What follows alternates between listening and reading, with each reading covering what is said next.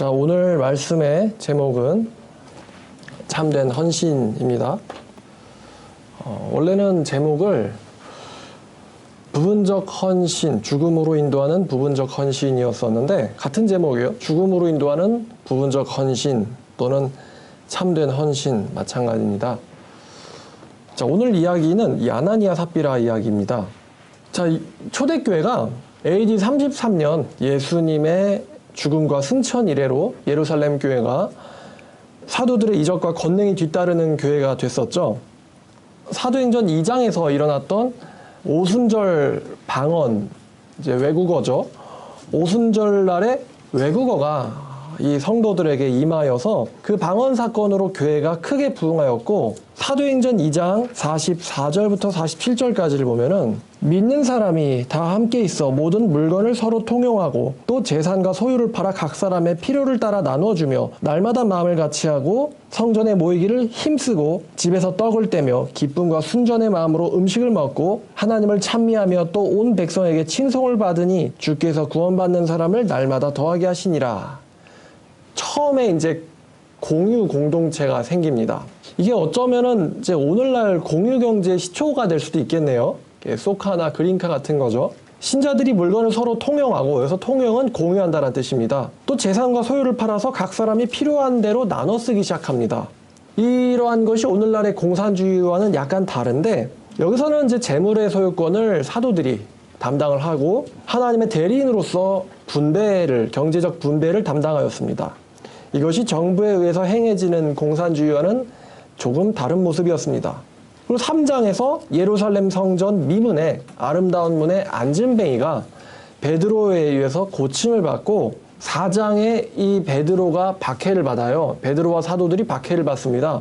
그런데 박해를 받을 때 동시에 일어난 일이 바로 또 이 성령의 부흥의 역사가 역동적으로 일어났습니다. 그래서 예루살렘 교회 성도들은 자발적으로 재산을 팔아서 사도들 앞에 내놓았고, 사도들은 각 교회 구성원들의 필요를 따라서 나누어 주었습니다. 나중에 이 재산을 분배하는 일은 사도행전 6장에서 7 집사님들에게 위임됩니다. 그러니까 여러분의 피와 같은 재산을 그 필요한 사람, 가난한 사람에게 나누어주는 일을 집사님들이 하기 시작했다는 것입니다. 그러니까 집사라는 직분이 얼마나 순수하고 정의롭고 도덕적인 사람들이 맡아야 되는 직분인지를 사도행전에서 발견할 수 있습니다. 자, 근데 이제 문제는 5장이죠. 5장에서 이 아나니아와 삽비라라는 한 부부가 나옵니다. 자, 이제 32절부터 봐야겠네요. 4장 32절입니다. 믿는 무리가 한 마음과 한 뜻이 되어 모든 물건을 서로 통용하고 자기 재물을 조금이라도 자기 것이라 하는 이가 하나도 없더라. 사도들이 큰 권능으로 주 예수의 부활을 증언하니 무리가 큰 은혜를 받아 그 중에 가난한 사람이 없었으니 이는 밭과 집 있는 자가 팔아 그 판 것의 값을 가져다가 사도들의 발 앞에 두매 그들이 각 사람의 필요에 따라 나누어 줌이라. 구브로에서 난 레위족 사람이 있으니 이름은 요셉이라. 사도들이 일컬어 바나바라 번역하며 위로의 아들이라 하니 그가 밭이 있음에 팔아 값을 가지고 사도들의 발 앞에 두니라.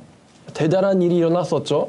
어떻게 피와 같은 재산을 팔아서, 땅을 팔아서 사도들을 발 앞에 놓을 수 있었겠습니까? 아나니아라 하는 사람이 그의 아내 삽비라와 더불어 소유를 팔아 그 값에서 얼마를 감춤해 그 아내도 알더라.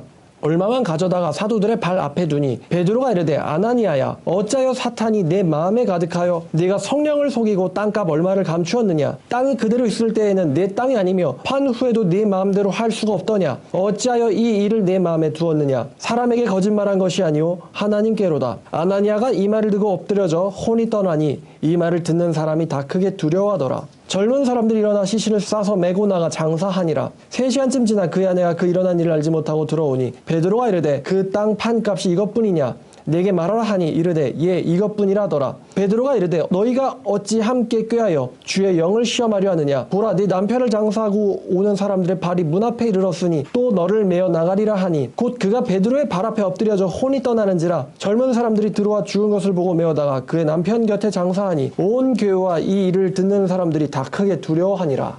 자, 이 사건 유명해서 다들 아실 겁니다. 어떻게 보면 신약교회 처음으로 교회를 다녔기 때문에 죽은 사람들입니다. 좀 조심스럽게 말하면 예수 잘못 믿었다 죽은 사람들이기도 합니다. 차라리 예수님 안 믿었으면은 수명은 다 누렸을 텐데 교회 다니기 때문에 죽은 최초의 사람들, 그러니까 제사를 잘못 드리면 그 제사는 드리는 사람에게 위험하거든요. 이것은 우리가 아론의 두 아들에게서도 사실 발견할 수 있었습니다. 제사 드리기 귀찮다고 자기 마음대로 제사를 드리다가 죽은 아론의 두 아들이었죠. 자, 이 아나니아라는 사람이 삽비라라는 여자와 자기 재산을 팔아서 일부를 감추고 사도들의 발 앞에 두었습니다. 근데 아나니아라는 이름의 뜻은 이렇습니다. 하나님은 은혜로우시다.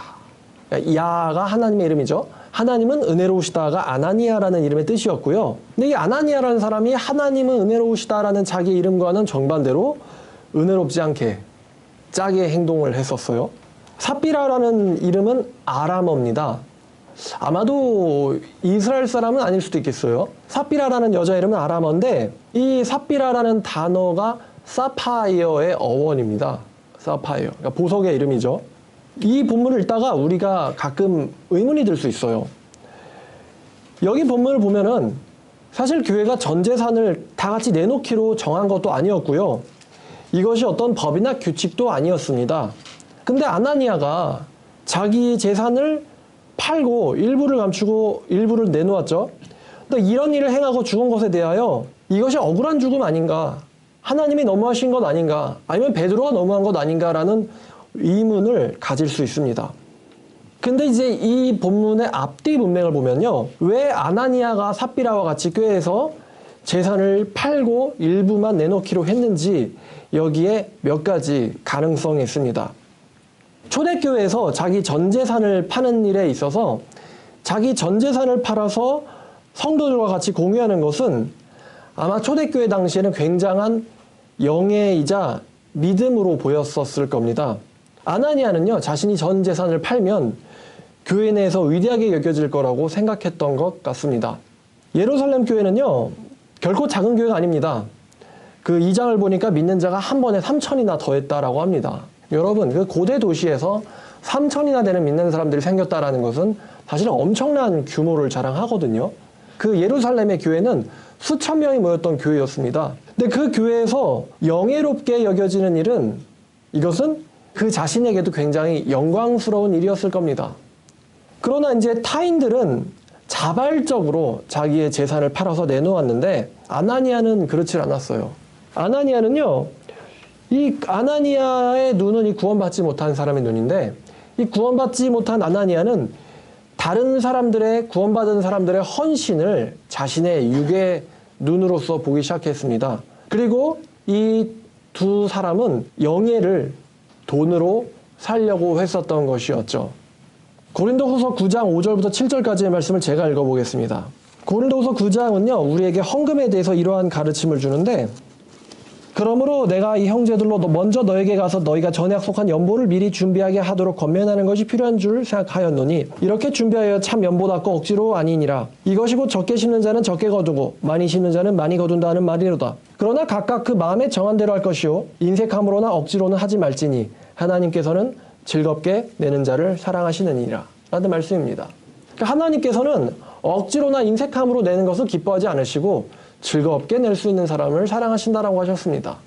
그러니까 자기 마음에 정한 대로 낸다라는 것은 자기의 믿음이 허락하는 만큼 내라라는 뜻입니다. 즐겁게 내라는 뜻이었죠. 그런데 아나니아는 자기의 마음에 정한 부분이 그렇지 않았던 것 같아요. 아나니아는요, 그 사도행전은 본문에서 아나니아가 따로 떼어두었다라고 말하지 않고 아나니아가 감추었다라고 말합니다. 근데 여러분이 감추다라는 단어는요, 옛날에 여호수아에서 아간이 자기의 그 우상, 훔친 우상을 감추었다라는 것과 사실상은 같은 단어입니다. 구약 성경이지만 구약 성경에 헬라어 성경이 있거든요. 그 구약 성경의 헬라어 성경과 여기 사도행전에 감추다라는 단어가 사실 같은 단어예요. 의도를 가지고 숨겼다는 것을 말하는 것이겠죠. 자, 이후에 사도와 삽비라와의 대화를 보면은 이들의 그 의도가 분명하게 드러납니다. 베드로의 질문이 이러했죠. 5장 8절에 판값이 이것뿐이냐? 그랬더니 삽비라가 이렇게 말합니다. 예, 이것뿐입니다 라고 말합니다. 이 사실은요, 아나니아와 삽비라가 일부를 감추고 전체를 내놓은 척을 하자라는 것이 자기 남편과 의논되었다라는 것을 드러내는 부분입니다. 지금 거짓말을 하고 있죠, 삽비라는. 자, 그래서 베드로가 말합니다. 땅이 팔기 전에도 너 것이었고 판 후에도 내 마음대로 할 수 없었더냐 라고 얘기하면서, 그러나 너희는 마치 전적인 헌신을 한 것처럼 위장해서 사람들에게 영광을 사려 했고 이것은 교회와 하나님을 속인 일이었다 라고 말합니다. 그리고 이제 이들이 결국 죽게 되었죠. 이 두 명의 사람은 전적 헌신을 흉내를 낸 겁니다. 그리고 이 가짜의 전적 전심으로, 가짜 전심으로 교회 내에서 영예와 영광을 얻고자 했습니다. 의도적인 선행, 이 의도적인 의를 행함에 모두가 속을 줄 알았겠지만 사도들은 그들의 속내를 알아차렸고 결국 이 두 명의 사람은 죽음이라는 방법으로 교회에서 제거되었습니다. 이런 부분에서 교회는 순수성이 유지되어야 한다는 것을 하나님께서 또 보여주셨다는 것이죠. 이 전적 헌신을 흉내내는, 사실은 영예와 사람들의 영광을 쫓는 사람들, 이런 사람들은 교회 내에서 하나님께서 제거하신다라는 것입니다. 그래서 죽음이라는 방법도 하나님께서 쓰셨던 것이죠. 그래서 하나님께서 왜 아나니아와 삽비라에게 죽음이라는 형벌을 내리셨는가? 이것은 교회가 얼마나 순수해야 하는 집단인지를 나타내는 것입니다. 여러분, 예수님의 죽음으로 교회가 바로 곧 지성소가 되어버렸습니다. 근데 여러분이 알고 계시듯 지성소에 함부로 나아가는 자는 죽음을 면치 못합니다. 특히 지성소에는 구약에선 대제사장들만 나아갈 수 있는데 그 대제사장들이 합당치 못하면 죽는 일이 있었습니다. 그래서 대제사장의 죽음을 알아챌 수 있도록 대제사장의 에봇에는 옷에 방울을 달았었죠. 방울 소리가 멈추면은 이 사람은 하나님의 벌을 받고 죽은 것이구나. 그래서 끈을 당겨가지고 그 시체를 지성소 바깥으로 끌어내게 했습니다. 마찬가지로 이 예수님에 의해서 교회의 휘장이 찢어졌다고 해서, 즉 교회가 하나님을 만날 수 있는 지성소가 되었다고 해서 아무 사람이나 와서 되는 그런 장소는 아니었던 것입니다. 그래서 여전히 교회는 하나님이 계신 곳이었고 하나님의 임재가 계신 속죄소와도 같은 곳이었습니다. 그래서 하나님께서는 이들을 죽음이라는 방법으로 제거하셔서 교회를 순수하게 만드셨던 것이죠. 그래서 하나님의 교회는 개혁되어야 하고 또 지속해서 개혁되어야 하는 것입니다. 이 4장과 2장에 있었던 초대교회 성도들이 물질을 공유하는 모습은 훗날 공산주의자들의 모델이 됩니다. 근데 여러분 또 이런 질문을 할 수 있죠. 전 재산을 팔면 판 사람은 앞으로 어떻게 살죠? 이런 질문할 수 있잖아요. 그 전 재산을 판다면은 판 사람만, 특히 부자만 손해 아닙니까? 그리고 또 이런 질문도 가능하죠. 일하지 않는 자나 가난한 자만 이득을 보게 되는, 불로소득을 얻잖아요. 가난한 자나 일하지 않는 자만 이득을 보게 되는 구조 아닌가? 여러분, 만약 오늘날 교회 구성원이 전 재산을 팔아서 가난한 자를 돕는다라고 생각해 보세요. 그러면 이 이야기를 들은 교회 바깥에 일하기 싫어하는 자들과 가난한 자들은 자기들의 본심과는 상관없이, 의도와는 상관없이 무조건 교회에 등록하려고 할 것입니다. 가난한 자에게 무조건 재난금을 준대. 그럼 다들 교회 오겠죠. 교회는 파산하게 되겠죠.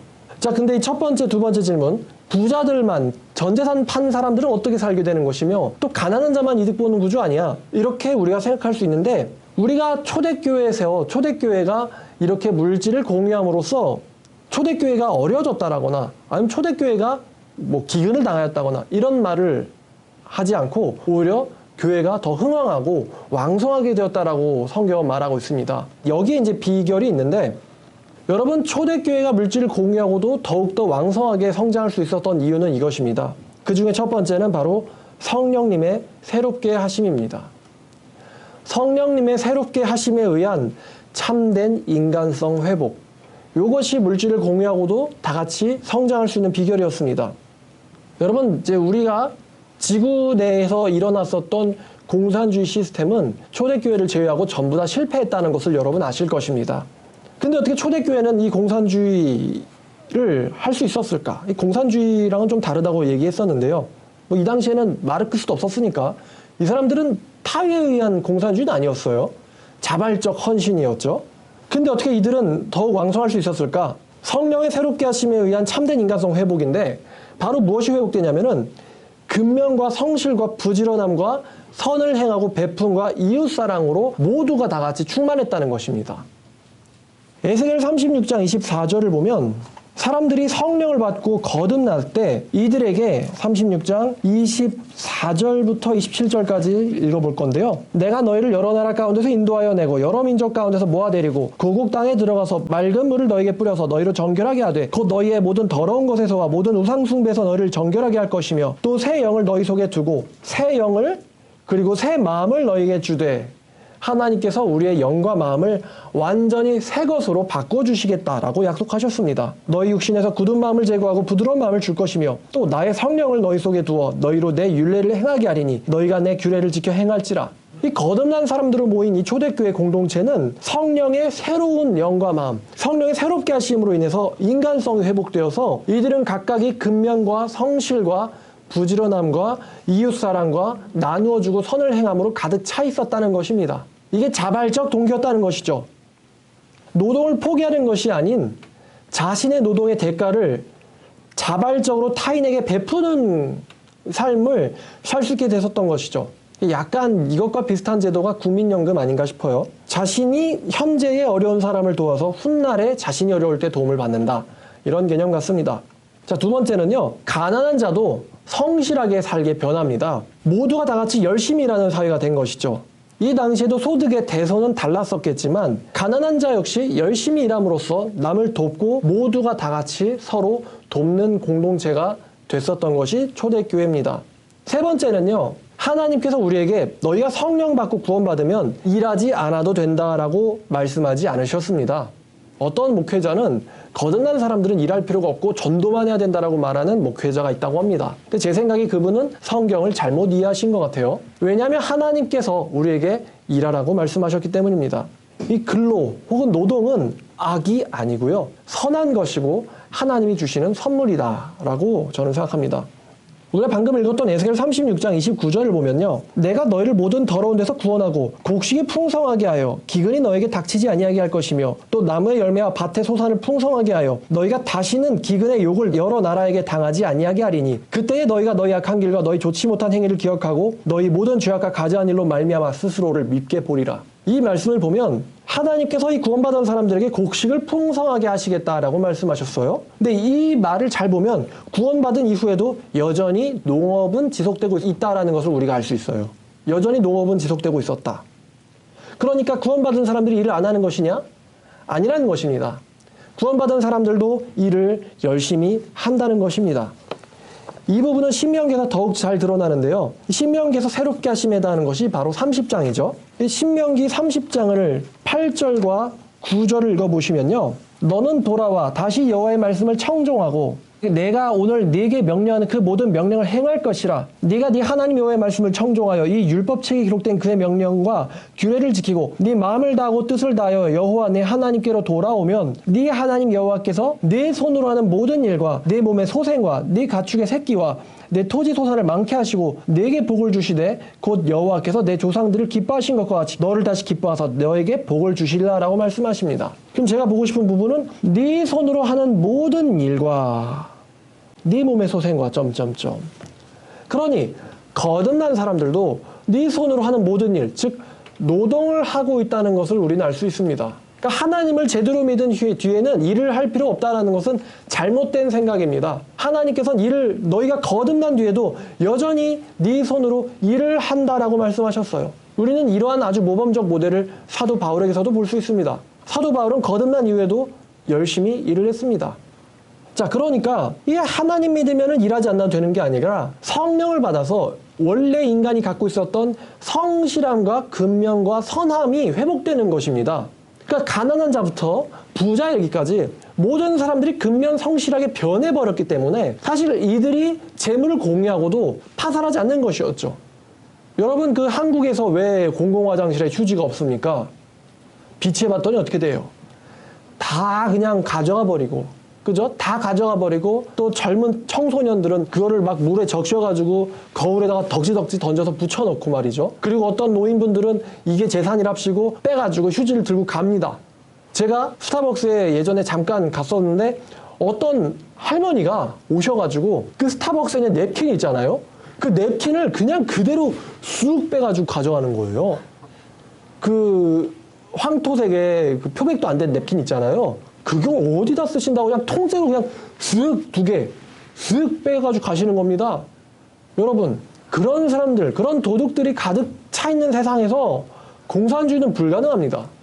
초대 이제 우리나라의 경제 기틀을 계획하셨던 이승만 대통령이 이런 말씀하셨는데, 사유재산을 인정하지 않으면 사람들이 근로의 의욕을 상실하게 된다라고 말했어요. 공산주의가 실패할 수밖에 없는 5가지 이유라는 것에서 사유재산을 인정치 않으면 사람들이 근로의 의욕을 상실한다는 것이죠.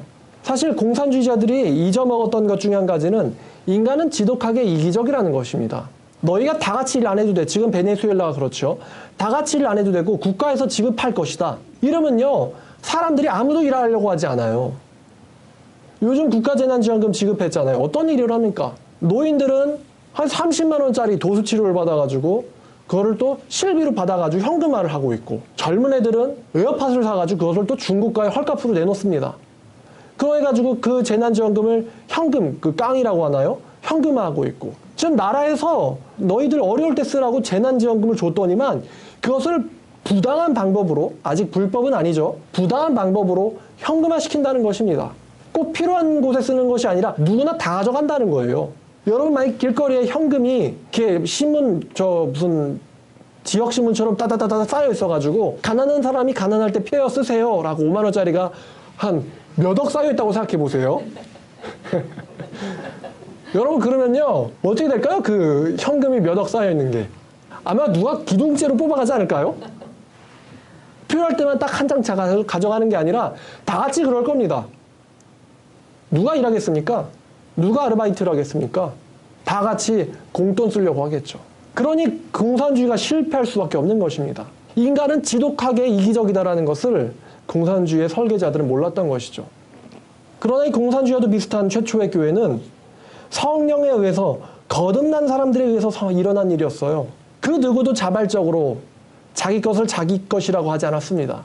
인간이요, 여러분, 돈은요, 이제 어린 학생들은 이 말을 들어야 되는데, 돈은 부모님들의 뼈와 살이에요. 어른들의 피가 여러분들이 쓰는 돈으로 갈려 있는 겁니다. 그러니까 여러분들이 엄마한테 돈 달라고 하지만 그 돈은 누군가의 피와 살이 바뀐 거거든요. 이 피와 같은 돈을 남에게 줄 수 있다는 것은요, 엄청난 겁니다. 여러분, 누가 길거리에서 여러분에게 5만 원 달라 그러면 여러분 줄 수 있겠습니까? 안 되거든요. 근데 이 최초의 교회, 이 최초의 공산주의, 이 초대교회에서 일어났었는데, 서로를 향한 사랑이 인간 본성이 갖고 있는 탐욕을 이겨버린 것입니다. 인간 본성이 갖고 있는 이 탐욕을 이웃을 향한 사랑이 덮어버린 것입니다. 그래서 최초의 교회는 자기 것을 자발적으로 어려운 사람들과 같이 공유했었습니다. 그리고 자기 것을 자기 것이라 말하지 않았다라고 합니다. 거듭난 사람만이 할 수 있었던 일이죠. 마치 천국과도 같습니다. 누구나 다 같이 가져갈 수 있는데 서로 필요한 사람들에게만 주고 열심히 같이 일하고 공유하였다. 얼마나 멋있는 천국 같은 삶이었겠습니까? 죄성을 가진 인간은 절대로 사회주의 그리고 공산주의를 성공시킬 수 없죠. 제가 보니까 사회주의와 공산주의는 좀 다르더라고요. 사회주의는 공산주의로 가기 위한 과도기적인 장치이고, 사회주의가 지향하는 궁극적 목표는 공산주의라고 합니다만, 사회주의는 인간의 자유보다는 인간의 평등을 강조하는 사상이고, 공산주의는 개인의 소유가 아니라 모두의 소유를 강조하는 것이죠. 근데 이 교만에 빠진 인간은요, 결코 신분 차이, 즉 이 사회주의를 용납할 수 없고요, 탐욕에 빠진 인간은 공산주의를 실현할 수 없습니다. 그래서 이런 말이 있죠. 독일의 정치학자인 로베르트 미엘스는요, 사회주의자는 성공할지 몰라도 사회주의는 결코 성공하지 못한다라는 유명한 말을 남깁니다. 그런데 이 모든 것이 가능한 공간이 바로 교회입니다. 교회는요, 자신의 수고를 타인과 공유하고도 그것을 손해봤다거나 사기당했다라고 하는 것이 아니라 그것이 자발적인 헌신에 의한 베품으로서 인식할 수 있는 장소였기 때문에, 그리고 교회 각 구성원들 모두가 말씀에 의하여 뛰어나게 훈련된 이성과 지성을 갖고 있었기 때문에 그들 중에 아무도 세뇌되거나 우매하거나 어리석은 사람들이 없었다는 것입니다. 사회주의자들은요, 공산주의자들은 혁명을 성공하기 위해선 이 지성인들을 죽여야 된다라고 얘기했습니다. 그런데 지성인들을 전부 죽이면은 대중은 다 우매하게 되고 말겠죠. 그리고 공산주의자들은 교회를 다 파괴해야 된다고 말했습니다. 그러나 교회를 다 파괴해버리면 사회의 도덕과 윤리가 무너져 버립니다. 누가 보이지 않는 곳에서 희생과 헌신을 합니까? 하나님을 두려워할 줄 아는 사람들이 희생과 헌신을 하겠죠. 그런데 이 교회 구성원들은 뛰어난 지성과 높은 도덕성, 그리고 근면과 성실로 공산주의자들이 이루고자 했던 그 사회를 사실상 실현시켜버린 것이죠. 그리고 이러한 사회는 아마도 다시는 예수님 재림 전까지는 일어나진 않을 겁니다. 왜냐하면 교회 내에 항상 거짓 형제들이 들어올 것이기 때문입니다. 여러분 많이 생각해 보세요. 오늘 주제가 전적 헌신입니다. 이 교회에 들어온 사람들은요, 어떤 사람들입니까? 나를 위해서 모든 것을 바치신 예수님을 믿는 사람들입니다. 어제 설교의 핵심 주제이기도 했는데 믿음이었습니다. 근데 우리가 성경에서 말하는 믿음이라는 것은, 즉 성경이 말하는 구원받기에 합당한 믿음이라는 것은 하나님에 대한 완전한 신뢰를 말합니다. 쉬운 말로 다시 표현하면 내 것이 없고 다 주님 것이라는 것입니다. 주님이 우리를 위해서 모든 것을 바치셨기 때문에 우리 역시 주님을 위해서 모든 것을 드릴 수 있습니다. 이것이 성경이 말하는 진짜 믿음이고, 주님이 나를 위해 죽었지만 여전히 내 것은 내 것이다라고 말하는 사람은 주님의 그 참된 희생을 알고 있는 사람은 아닙니다. 안다라고 말만 하고 있는 사람이죠. 여러분 생각해 보세요. 만약에 대통령이 여러분의 집에 방문을 했습니다. 근데 그 대통령이 좋아하시는 음식이 피자입니다. 여러분이 그 대통령에게 피자를 대접한다고 생각해 보시죠. 근데 여러분이 먹고 싶어서 한 조각은 먹고 7조각만 내놓은 다음에 그 대통령에게 피자는 원래 이렇게 생겼다 라고 말한다면 대통령이 그거를 기뻐 받으시겠습니까? 아니면 대통령이 청와대에서 오늘은 피자 먹고 싶군요 라고 얘기해서 주방장이 피자를 만드는데 만들다 보니까 너무 맛있게 생긴 거예요.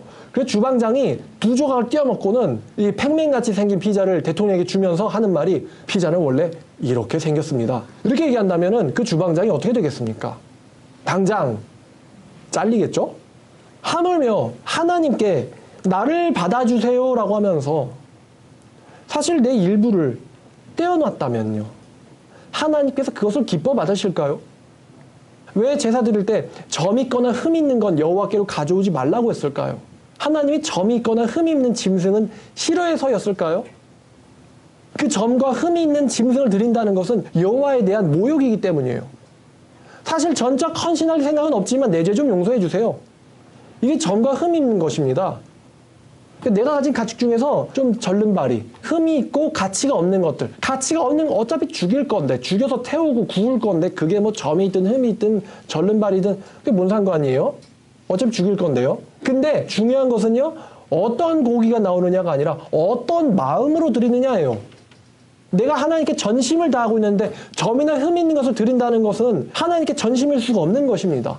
설령 나에게 점과 흠이 있는 것들만 있을지라도 점과 흠이 없는 짐승 한 마리가 있다면 그 한 마리를 주님에게 드리는 것이, 이것이 주님이 기뻐하시는 전적 헌신이라는 것이죠.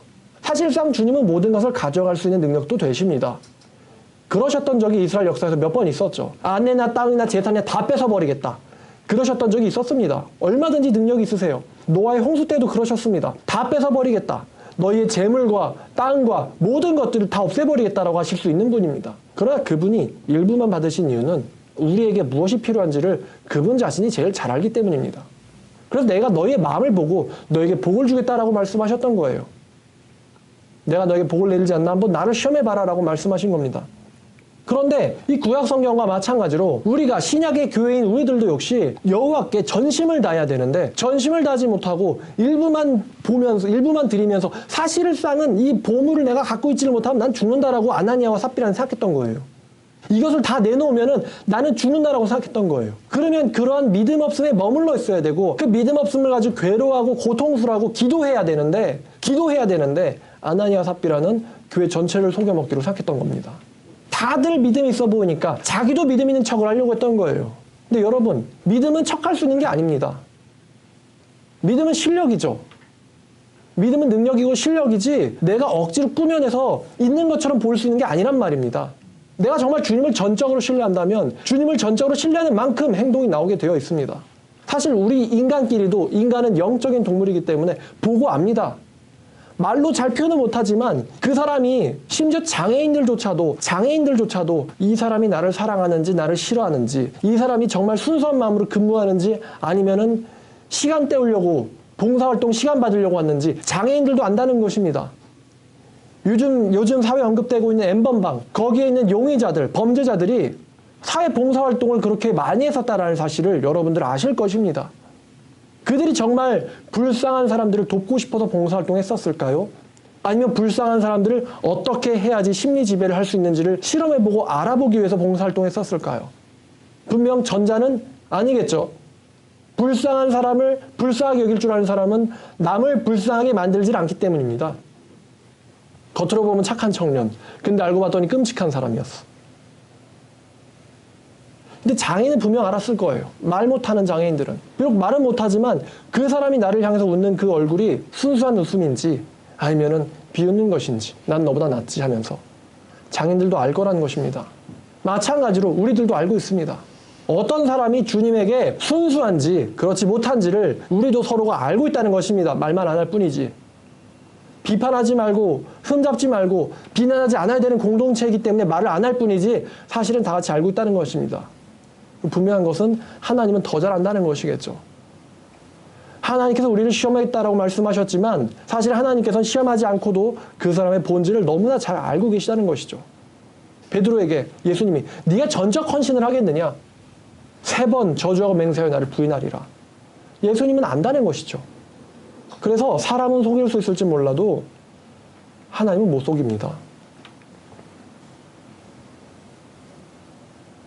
누가복음 9장을 보면요, 이 동문서답 같은 대사가 있습니다. 누가복음 9장 57절부터 62절까지입니다.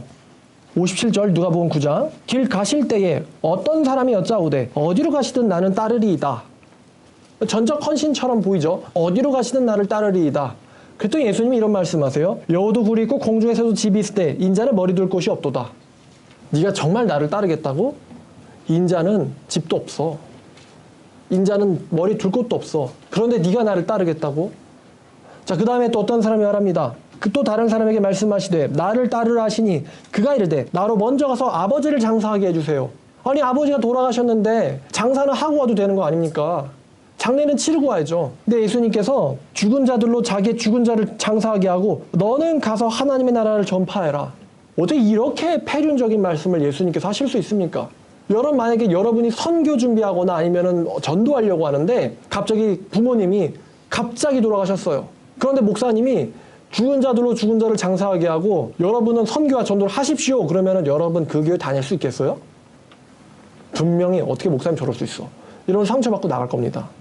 그런데 그와 똑같은 말씀을 예수님은 하셨어요. 죽은 자들을 죽은 자들 장사하게 하고 하나님 모르는 사람들이 하나님 모르는 사람 장사하게 하고 너는 하나님 아니까 하나님을 전파해라.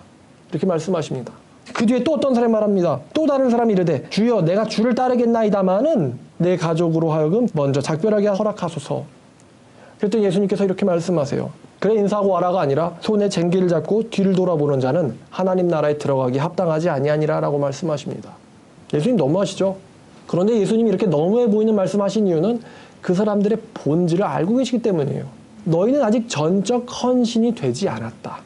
전적 헌신이 되지 않았다. 전적 헌신이 되지 않았으니 너희들이 나를 정말로 따를 수는 없을 것이다 라고 예수님께서 인자도 머리 둘 데가 없고 죽은 자들로 하여금 먼저 장사하게 하고 쟁기를 들고 뒤돌아보는 자는 합당치 않다라는 수수께끼 같은 말로 이들에게 대답하셨던 것입니다.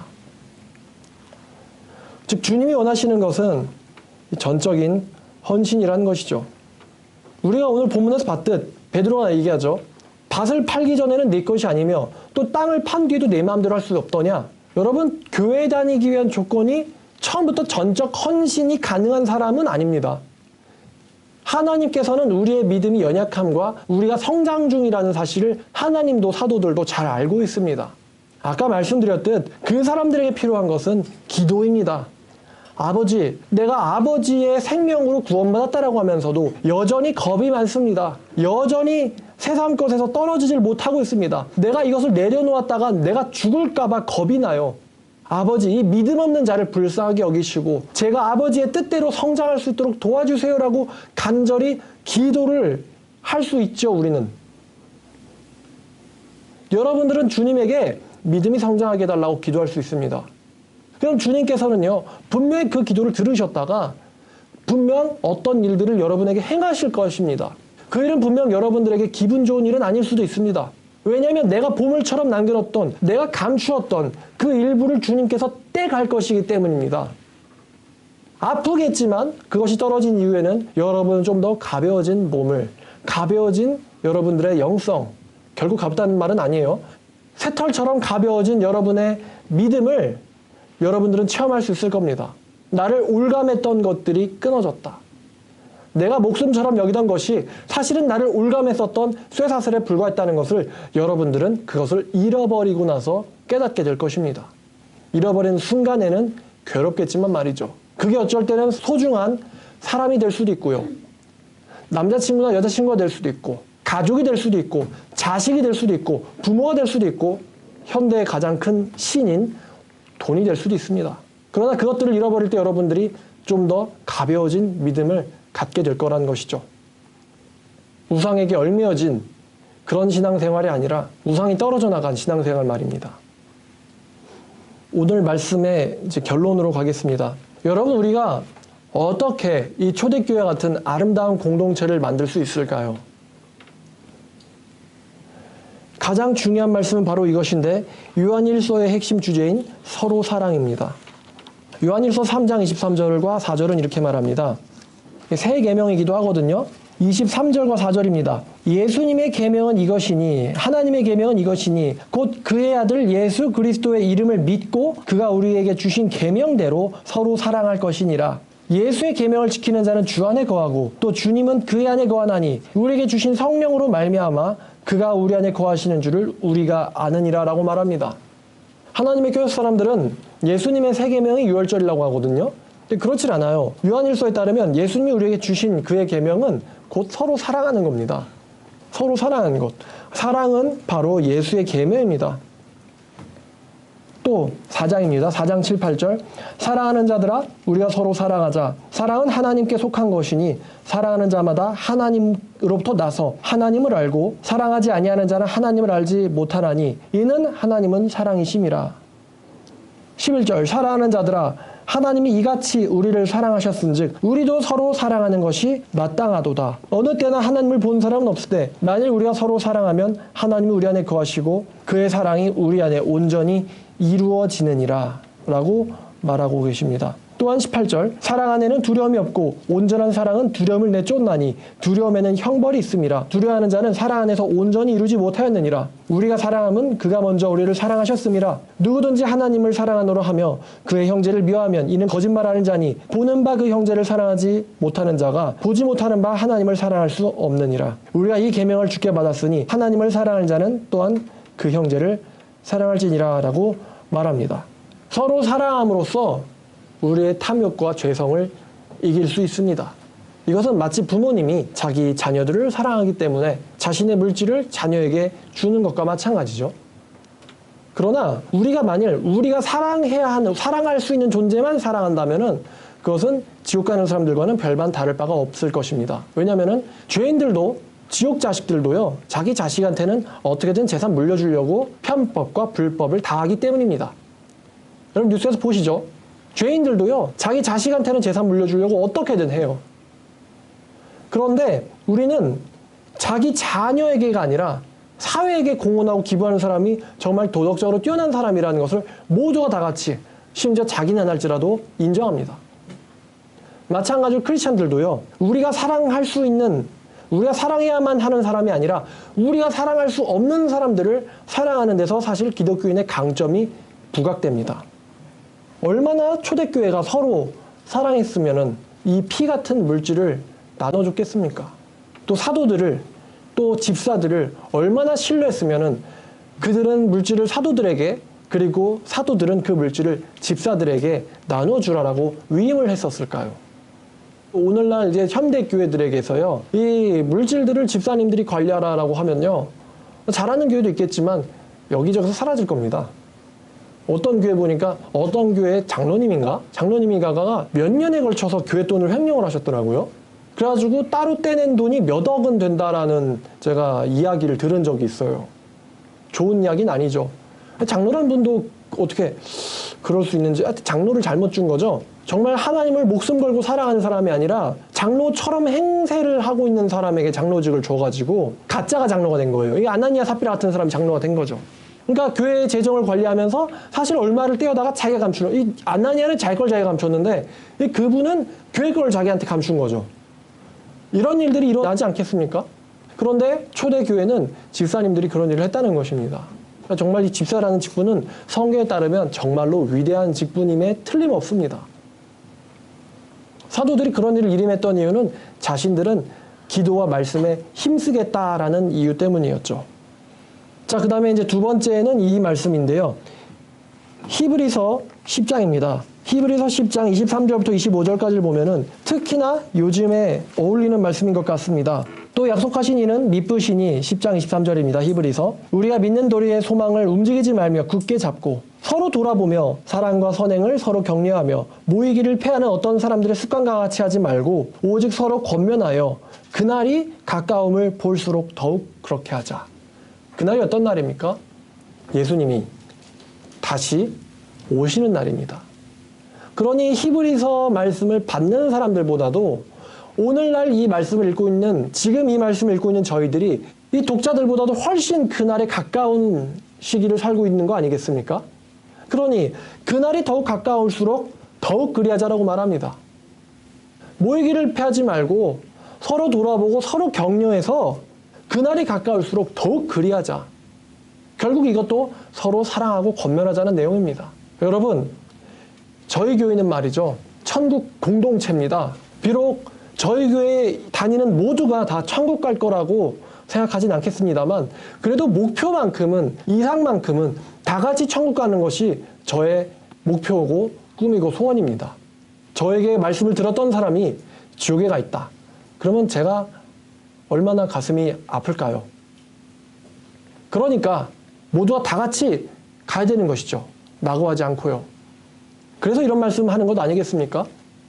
하나님을 향한 전적 헌신, 부분적 헌신은 결코 그 사람을 구원하지 못하고 오히려 하나님을 기만한 부분적 헌신이 예수를 믿는다는 사람을 오히려 지옥으로, 죽음으로 인도할 수 있다.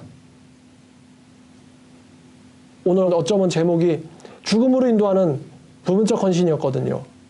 여기서 죽음은 육체적 죽음도 포함되지, 육체적 죽음을 말하지만 사실이잖아요.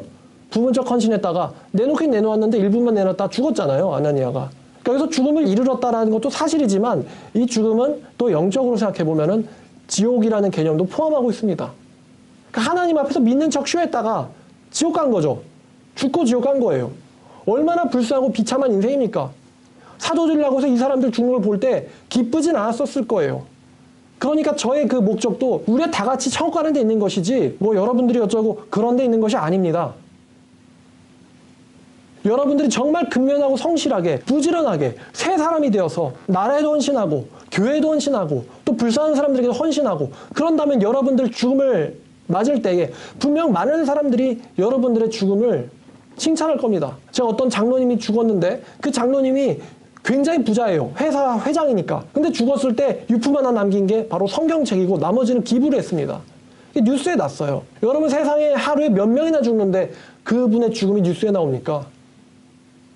다들 대단하다고 생각하잖아요. 결국 내가 죽을 땐 한 푼도 못 가져가더라도 수많은 사람들이 여러분들이 죽었을 때 안타까워할 수 있다면 여러분 그 죽음은 분명 성공한 죽음일 겁니다.